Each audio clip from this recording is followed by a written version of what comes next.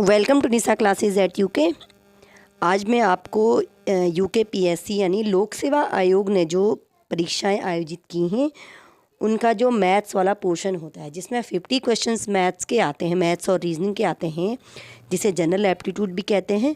तो एक एग्ज़ाम हुआ था एसीएफ का, ये वन व्यवस्था अधिकारी का कुछ पेपर था, 2019 या 21 का कोई पेपर है, उसका मैं आपको ये रीजनिंग और मैथ्स का पार्ट आपको आज करवाने जा रही हूँ। ठीक है, तो आपको ये वीडियो थोड़ा सा, इसमें जो क्वेश्चन दिख रहे होंगे थोड़ा शॉर्ट में दिखेंगे, छोटे फॉन्ट में दिखेंगे, तो आप इनको थोड़ा सा ना जूम करके देख लीजिएगा। ठीक है, क्वेश्चन मैंने पहले कोशिश करी है कि थोड़ा बड़ा कराने की। पहला क्वेश्चन इसमें है, निम्न में से 560 के 40% के 30% के समान कौन है। पहले मैं आपको क्वेश्चन थोड़ा जूम करके दिखा देती हूँ बड़े में, और उसके बाद सॉल्यूशन तो आपको दिखाई देगा ही। ठीक है, तो सबसे पहले जो क्वेश्चन मैंने लिया है, मैंने इसमें मैथमेटिकल पार्ट आपको करवाने की कोशिश की है। रीजनिंग और एप्टीट्यूड तो ऐसा है ना कि थोड़ा सा इसके लिए ज़्यादा प्रैक्टिस चाहिए होती है, और मैथ्स में थोड़ा सा अगर फॉर्मूले वगैरह भी हो जाते तो क्वेश्चन हमारे सॉल्व हो जाते हैं। ठीक है, तो पहला क्वेश्चन है कि निम्नलिखित में से 560 के 40% के 30% के समान कौन है। अब आपको इसमें 4 ऑप्शन दिए हुए हैं, तो अब इन 4 ऑप्शन से ही हम इनको चेक कर सकते हैं। तो सबसे पहले हम पहला पार्ट चेक करेंगे, 560 का 40%। ठीक है, और उसका भी हमें 30% निकालना है। तो पहले मैं 560 का 40% निकाल लेती हूँ। तो 40% मतलब 40/100, और 560 का मतलब 560 से उसे गुणा करना है। जब मैं इसे सॉल्व करती हूँ तो जीरो कैंसिल होते हैं, और ये आंसर मेरा आता है 224। अब मैं इसका जो ये आंसर निकला इसका 30% निकाल रही हूँ, तो इंटू 30/100 में करती हूँ, तो ये मेरा आंसर क्या आता है आपको देख सकते हैं। तो मैंने इसमें सिर्फ 0 से 0 कैंसिल किया है, और 224 गुणा 3 जब मैं करूँगी तो ये आपका आएगा 672/10। थोड़ा अभी हमारे पास अगर आप चाहें तो हम प्रॉपर मैथ्स की क्लासेस स्टार्ट करवा सकते हैं। बोर्ड पे मैं आपको पढ़ाने की कोशिश करूँगी। ठीक है, अगर आप डिमांड करते हैं तो प्रॉपर मैथ्स की आपके लिए औसत, परसेंटेज, लाभ हानि, इस प्रकार ब्याज वगैरह की क्लासेस हम आपके लिए लेके आ जाएंगे प्रॉपर प्रैक्टिस के साथ, एक्सरसाइज के साथ, अगर आप डिमांड करते हैं तो। ठीक है, अभी अगर आपको अच्छा लगता है तो इसको लाइक करना, मैं आपको आगे इसी तरह से फिर अच्छे वीडियो आपके लिए बना दूंगी अगर आपको हमारे क्वेश्चन सॉल्व करने का तरीका अच्छा लगता है तो। अब मैं इसका ए वाला पार्ट आपको सॉल्व कर रही हूँ। ए वाला पार्ट क्या है, इसमें इंग्लिश वर्जन ही दिया हुआ है, 15% ऑफ 18% ऑफ 280, यानी 280 का 80% का 15%। तो 280 का जब 80% निकलता है तो 224 आता है, और 224 का जब 15% निकलता है तो देखिए मैंने इसको सॉल्व करने की कोशिश की है। आप ज़रूर मैथ्स के सवाल करते हैं तो पेन कॉपी लेके ज़रूर बैठिएगा, आपकी कैलकुलेशन इससे फास्ट होती है, और मैथ्स तो करके ही समझ में आती है। ठीक है, तो ये मेरा आया है 336/10। ऊपर वाला पार्ट जो था वो 672 यानी 672/10 था, और ये 336/10 था, यानी जो क्वेश्चन है वो ए वाले ऑप्शन के समान तो बिल्कुल भी नहीं है। अब हम बी वाले ऑप्शन पे चलते हैं। बी वाले ऑप्शन में क्या है, 30% ऑफ 80% ऑफ 280। आप जूम करके या जो इसका जूम वाला विज़न होता है उससे आप इस क्वेश्चन का देख सकते हैं। तो जो 280 का 80% है वो तो मैं ऊपर वाले पार्ट में भी निकाल चुकी हूँ, 224 आया है। अब मैं इसका 30% निकाल दूँ तो इंटू 30/100 में कर देती हूँ। अगर हम इसको आगे सॉल्व करते हैं, 0 से 0 कैंसिल होता है, तो मेरा ये आता है 672/10। जो क्वेश्चन था वो भी 672/10 आंसर है, और जो बी वाला ऑप्शन है इसको सॉल्व करके भी हमारा आ रहा है 672/10, 672/10, यानी जो क्वेश्चन है उसके समान जो आंसर हमारा आ रहा है वो बी वाले पार्ट का आ रहा है। आप समझ रहे होंगे कि हमने क्या किया है। सबसे अब देखिए लॉन्ग क्वेश्चन है, ये लेंदी बना रखा है इन्होंने बिल्कुल। आपको इसमें परसेंटेज तो एक परसेंटेज फिर दूसरा परसेंटेज निकालना है। ठीक है ना, तो क्वेश्चन क्या था, 560 के 40% का 30%। तो पहले 40% निकालना है, जो आंसर आएगा उसका 30% हम निकाल रहे हैं। उसके बाद हमने ए वाला क्वेश्चन इसी प्रकार से चेक किया। ए वाले ऑप्शन से हम आंसर तक नहीं पहुंच पाए, लेकिन जब हम बी वाला ऑप्शन करते हैं तो हम सॉल्यूशन पहुंच जाते हैं, क्योंकि जो हमारा क्वेश्चन है वो भी 672/10 है, और आंसर भी 672/10, यानी बी वाला ऑप्शन बिल्कुल सही है। अब यहाँ पे देखिए इस क्वेश्चन को अगर आप पढ़ पा रहे होंगे, दहाई अंकों वाली समस्त संख्याओं का योग क्या है। ठीक है। तो दहाई अंकों वाली समस्त संख्याओं का योग क्या है? अब या तो आप सब ऐड कीजिए, इतना समय होता नहीं है, तो इन चीज़ों के लिए क्या होते हैं, मैथ्स में कुछ फॉर्मूले होते हैं। पहले हम देख लें कि दहाई अंकों वाली संख्याएं हैं कितनी, यानी 2 अंकों वाली संख्याएं हैं 10 से लेकर 99 तक होती हैं, 10 to 99, और ये कितनी संख्याएं हो जाती हैं, 90 संख्याएं हमारे पास हो जाती हैं 10 से लेकर 99 तक। ठीक है। और इनको हम संख्याएं, कुल कितनी संख्या है हमारे पास, इनको हम n से डिनोट कर लेते हैं। अभी मैं आपको जो डिनोट कर रही हूँ ये बताऊंगी, इसका कारण क्या है कि हम इसमें एक फॉर्मूला अप्लाई करेंगे। अब सबसे पहले कौन सा नंबर था 10, उसको हम a लिख लेते हैं। ठीक है। और उसके बाद एक और टर्म आता है हमारे पास जिसको हम लिखते हैं d। ठीक है। अब मैं आपको ये दिखा रही हूँ ना कि ये जो अगर संख्याएं 10, 11, 12 इस प्रकार, अभी तो हमारे पास यही संख्याएं हैं, यानी क्या है, एक एक के अंतर में संख्याएं बढ़ रही हैं। हर संख्या के बीच में 1 का गैप है, तो उसको हम d लिख लेते हैं। किन्हीं भी 2 संख्याओं के बीच का गैप, उसको हम d कर लेते हैं, और यहाँ पे d क्या है, 1। अब मैं आपको बताऊँगी संख्याओं का योग, जो सामान्य संख्याएं होती हैं जिनको हम क्या कहते हैं। इस प्रकार जो अगर अंतर समान होता है तो एक श्रेणी बनती है जिसे हम समांतर श्रेणी या अर्थमेटिक प्रोग्रेशन कहते हैं। ठीक है। संख्याओं के बीच में अगर अंतर समान है तो क्या हो जाता है, वो समांतर श्रेणी। और समांतर श्रेणी में n संख्याओं का योग का फॉर्मूला होता है आपका s = n/2, 2a ब्रैकेट लगा है, 2a प्लस n-1 में भी ब्रैकेट है, n-1 इंटू डी, n के आगे ब्रैकेट छूट गया है, तो ये होता है 2a plus n-1 into D. अब a हमारे पास 10 है, इसको भी मैं ब्रैकेट में कर लेती हूँ, प्लस n-1, n के आगे भी ब्रैकेट है, n-1 एक ब्रैकेट में है, तो n है 90 और -1, और d हमारा क्या है, 1 है। इसको आगे हम सॉल्वर करते हैं तो 90/2 क्या बन जाता है, 45, और 2 × 10 हमारा 20 हो जाता है, प्लस 90 - 1 89, और इस 89 का गुणा 1 में करते तो वापस 89 ही आता है।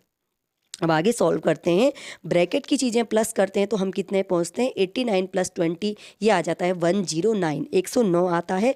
और 45 और 109 को अगर मैं गुणा करती हूं तो मेरा आंसर आता है 4905, जो हमारा बी वाला ऑप्शन है। ठीक है।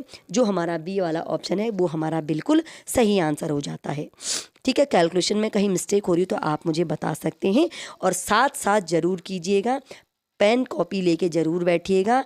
अगर हम जहाँ जहाँ पर आपको वीडियो देखना होता है, थोड़ा पॉज करके आप दोबारा से वीडियो के जो हमने क्वेश्चन सॉल्व किए हैं उस वाले पार्ट को देख सकते हैं।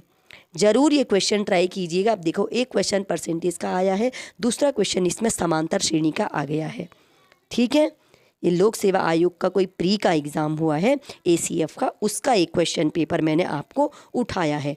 और अगर आप UK SSS की भी तैयारी कर रहे हैं तो बेसिक तो यही होता है, परसेंटेज है, इस प्रकार संख्याओं का योग। और मैंने देखा है कि अभी आपके जो कनिष्ठ सहायक वगैरह की वैकेंसी भी आई है, तो और SI की जो वैकेंसी भी आएगी, अभी अच्छे अच्छे जो एग्ज़ाम आपके स्नातक स्तरीय एग्ज़ाम हैं आपके, उसमें मैथ्स बहुत अच्छी पूछी जा रही है। कहीं पे 20 नंबर, कनिष्ठ सहायक में शायद 20 नंबर की मैथ्स है, आपके SI में आएगा तो शायद आपके 70 नंबर की या कुछ ऐसे मैथ्स दी हुई है। तो अच्छी खासी मैथ्स आपके एग्ज़ाम में पूछी जा रही हैं। तो इन क्वेश्चंस के माध्यम से आप थोड़ा बेसिक समझ सकते हैं, और अगर आपकी डिमांड है तो मैंने आपको पहले ही बताया है, आप हमें कमेंट कीजिएगा, हम आपके लिए प्रॉपर हर एक टॉपिक से क्लासेज और प्रैक्टिस सेट प्रोवाइड करा देंगे अगर आपकी डिमांड है तो। ठीक है। अब एक क्वेश्चन क्या है आपका, आपने पढ़ लिया होगा अब तक, जब तक मैं बातें कर रही थी।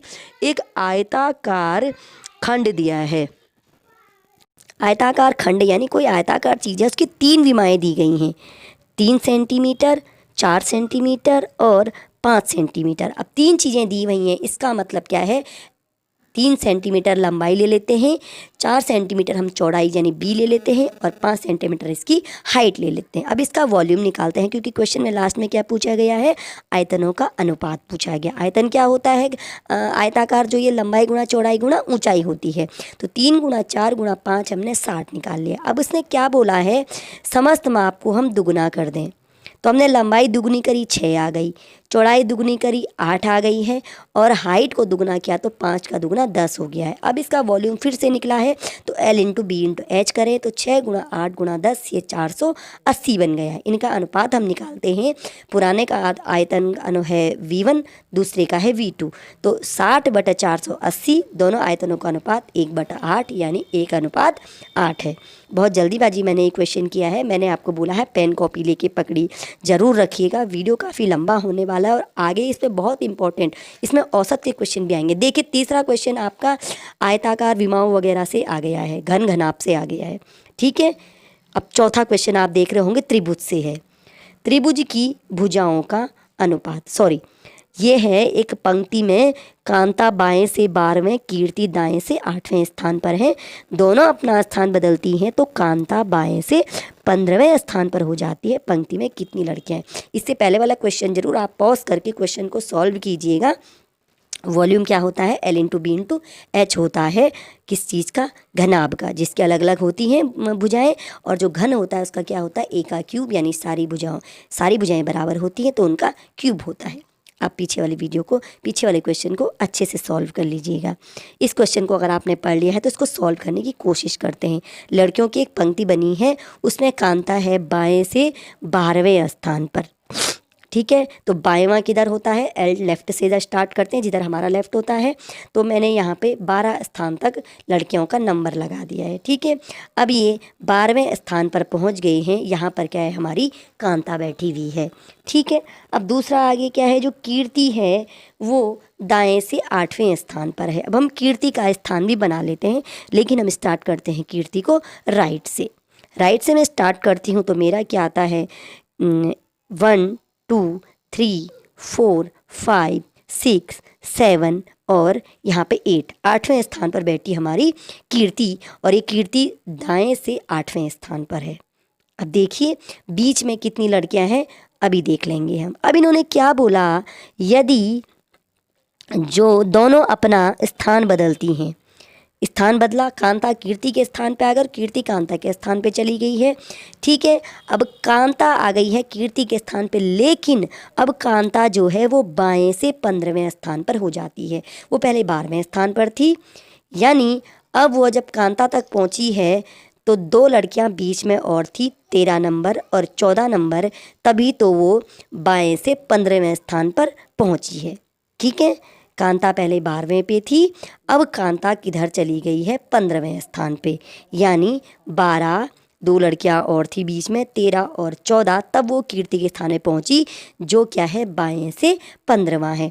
अब बाएं से 15वां तक में अगर पहुंच गए हैं हम, तो हम आगे देखते हैं कि लास्ट में जो राइट साइड ख़त्म होता है वहां तक हमें और कितनी लड़कियां देखने को मिलती हैं। तो 15वें स्थान पे हमारी अब कांता है, तो 15 के बाद मैं आगे बढ़ती हूँ 16वां। आप देखेंगे तो जो उसके बाद हम दाएं को चलते हैं 16, 17, 18, 19, 20, 21 और 22, तो लास्ट तक मुझे कुल 22 लड़कियां देखने को मिलती हैं। कांता क्योंकि अब 15वें स्थान पे चली गई है और उसके बाद हम दाएं को बढ़ते हैं एंड की तरफ, तो हमें कुल कितनी लड़कियां? 7 लड़कियां और देखने को मिलती हैं, क्योंकि उल्टे से जो कीर्ति थी वो 8वें स्थान पे थी। तो हमें कुछ नहीं करना है, हमें देखना है कांता का स्थान बाएं से 15वां हो गया। अब आगे को हम बढ़ रहे हैं तो दाएं की ओर चलेंगे, गिनेंगे हम 7 लड़कियां और जोड़ते हैं वैसे ही 22 आएंगी, और 1 2 3 करके भी हम गिनते हैं तो भी हमारे पास 22 लड़कियां टोटल आती हैं। मैं आपको कोई भी क्वेश्चन किसी ट्रिक से, किसी रटे रटाए तरीके से नहीं करवा रही हूँ। बिल्कुल आप बेसिक तरीके से आप 1 2 3 4 जो गिनती पढ़ते हैं, मैं उस हिसाब से और फॉर्मूलों के हिसाब से आपको क्वेश्चन कराऊंगी। ये मैंने आपको, अगर आपने मेरे मैथ्स वाले वीडियो देखे होंगे तो पहले भी मैंने आपको ये चीज़ बताई है। मैं आपको ट्रिक नहीं बताती हूँ, बिल्कुल भी मैं ट्रिक नहीं बताऊंगी। हाँ, एग्ज़ाम के लास्ट डे पे अगर आप लोगों को सारे फॉर्मूले सब कुछ याद है तो आप ट्रिक सीख सकते हैं, वैसे हम आपको ट्रिक नहीं सिखाएंगे, हम आपको जनरल पढ़ाएंगे बेसिक से। अब यहाँ पे त्रिभुज की भुजाओं का अनुपात दिया है 1/2, 1/3, 1/4 और उसका परिमाप दिया हुआ है। तो हमने जब आपको बताया है कि जब अनुपात में होती हैं कोई चीज़ें तो हम क्या मान लेते हैं? उनको किसी भी एक वेरिएबल से मल्टीप्लाई कर लेते हैं। तो हमने क्या करा? एक भुजा 1/2x, दूसरी 1/3x, चौथी 1/4x कर ली। परिमाप है तो हमने तीनों भुजाओं को जोड़ दिया, परिमाप कितना है? 52 है। अब हम इसमें क्या लेंगे, एलसीएम लेंगे। एलसीएम कौन सी संख्या होती है, यानी डिनोमिनेटर में यानी हर में जो भी संख्याएं हैं, अगर कोई ऐसी संख्या सबसे छोटी संख्या वो जिससे इन तीनों को मतलब इन तीनों से जिसमें भाग चला जाए। तो यहाँ पर क्या आएगा, इनका एलसीएम आप देख सकते हैं 12 आएगा। सबसे छोटी संख्या 2 से भी विभाजित हो जाती है, 3 से भी डिवाइड हो जाती है और 4 से भी डिवाइड हो जाती है। 2 से जब हम 12 को डिवाइड करते हैं तो 6 आता है, तो 6 का मल्टीप्लाई हम ऊपर करते हैं तो 6x बन जाता है। 3 चक्को 12 होता है तो ये 4x बन जाएगा। और 4 से हम जब 12 को डिवाइड करते हैं 3 आता है तो प्लस 3x, अब ये बन जाएगा आपका इज इक्वल टू 52। अब हम ऊपर x वाले सारे ऐड कर लेते हैं। जब मैं ऐड करती हूँ तो ये 13x अपॉन 12 बनता है और ये इज इक्वल टू 52। अब आपको क्या करना है, अगर x निकालना है तो मैं क्या करूँगी, क्रॉस मल्टीप्लाई, यानी 52 इंटू 12 हो जाएगा और 13 आ जाएगा आपके डिनोमिनेटर में। 13 से हम 52 को डिवाइड करते तो 13 चक्को 52 यानी 4 आ जाएगा और 12 को 4 से मल्टीप्लाई करेंगे तो x इज इक्वल टू हमारा 48 आ गया है। अब हमारी एक भुजा 1/2x है, दूसरी 1/3x और चौथी 1/4x है। तो पहली भुजा अगर मैं निकालती हूँ तो 1/2 इंटू x यानी 48, तो ये आ जाता है आपका 24।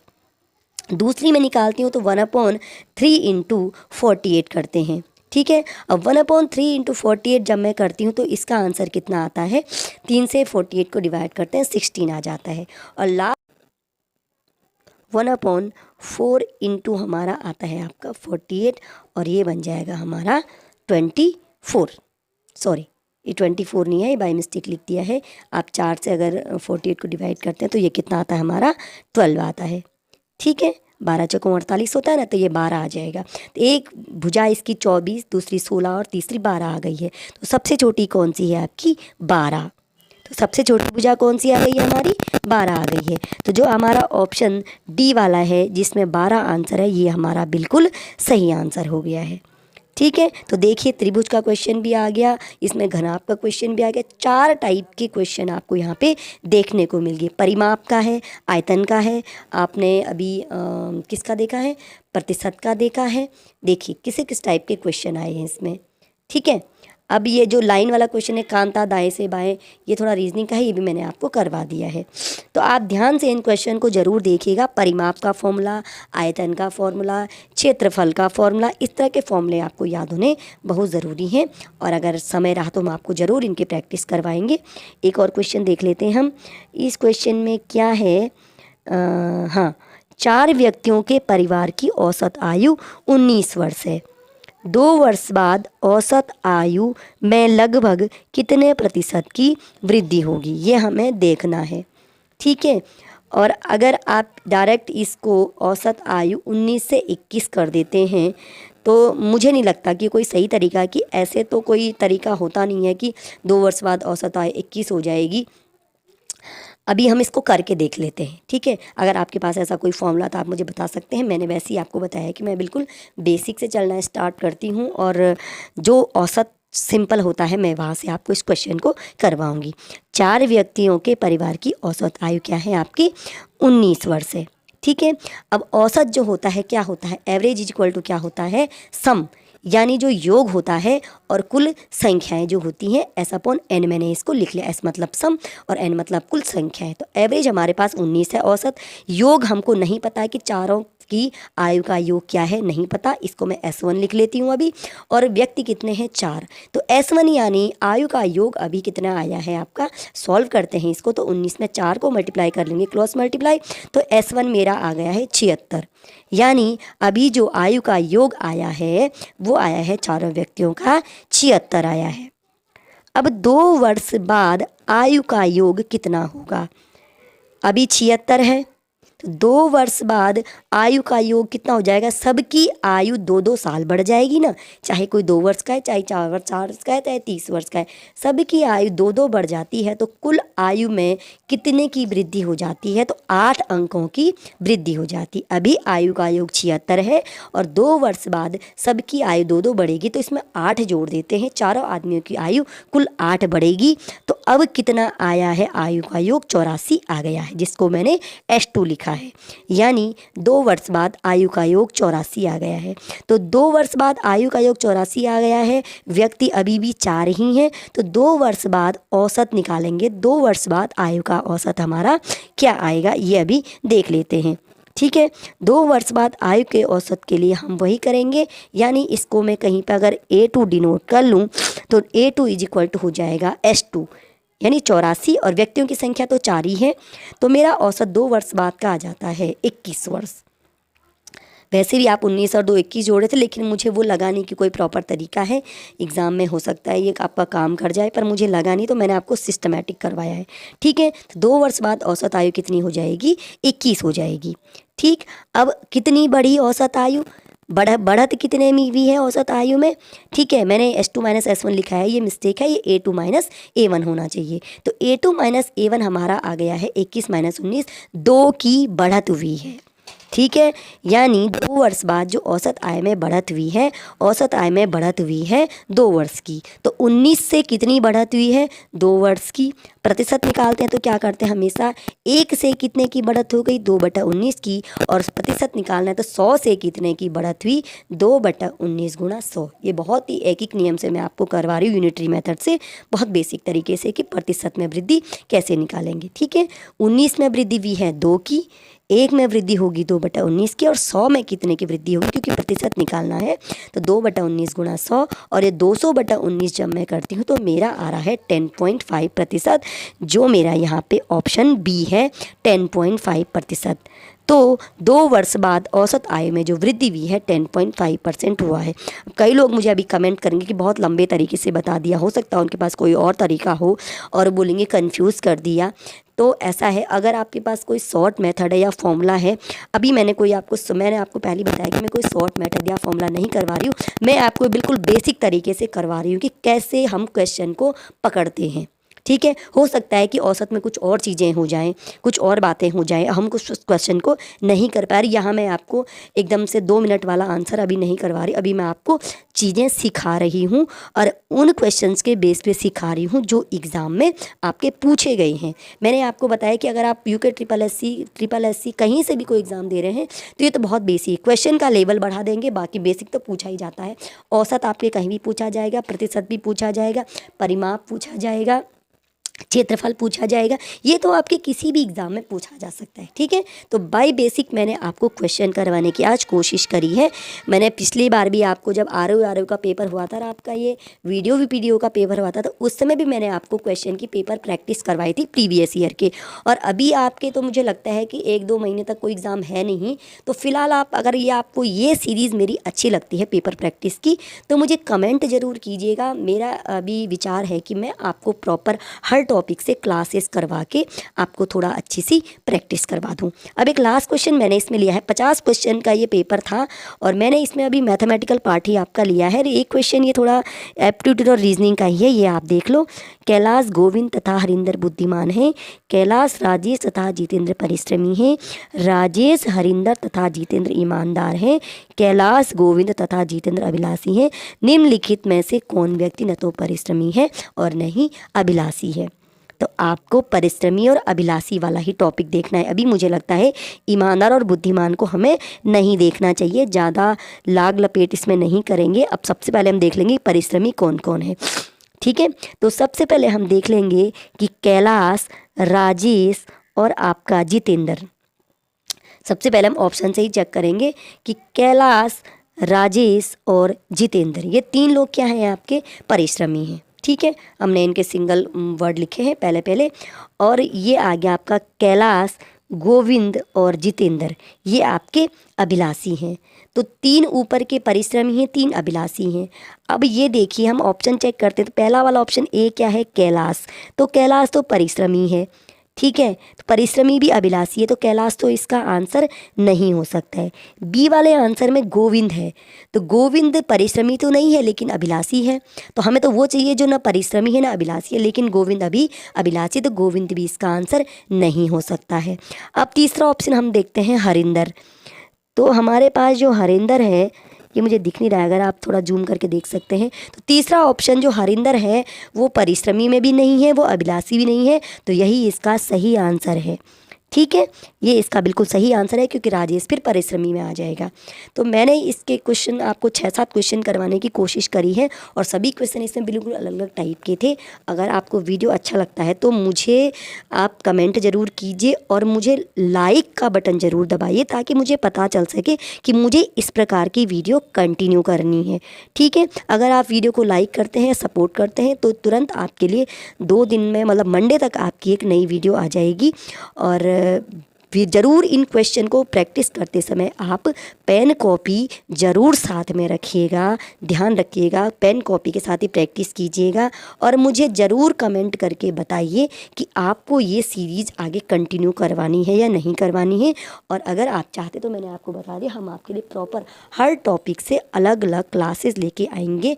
बिल्कुल आपको फॉर्मूला बताया जाएगा, आपको प्रैक्टिस करवाई जाएगी, क्योंकि मुझे लगता है फ़िलहाल कोई एग्ज़ाम है नहीं, तो 1-1.25 महीना तो बहुत है आपको औसत, प्रतिशत और ये परिमाप, क्षेत्रफल, इस तरह की चीज़ें करवाने के लिए। और मैंने आपका जो SSSC का सिलेबस देखा है उसमें भी हर जगह ये चीज़ें हैं, संख्याएँ जो आपकी, जिसमें मैंने आपको n= वाला फॉर्मूला करवाया था, इस तरह का जो है ये, तो ये जो सिलेबस है ये आपके PSC, UK SSSC और अदर कोई भी एग्ज़ाम देते हैं आपके, तो वहाँ आपके ज़रूर काम आने वाला है।